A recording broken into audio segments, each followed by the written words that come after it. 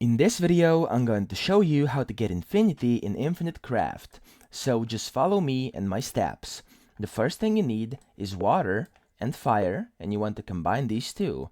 And now we've got ourselves steam.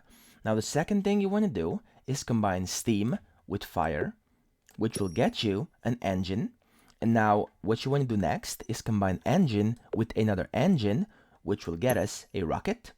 And now we want to combine this rocket with yet another rocket, which will make us a satellite. Now we want to make water plus water again, and we get a lake. And then you want to combine lake with a satellite, and this will make us Google.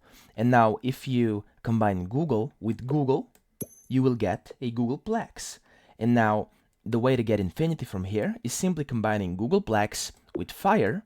And there we go. You've just gotten yourself infinity in Infinite Craft, and that's it.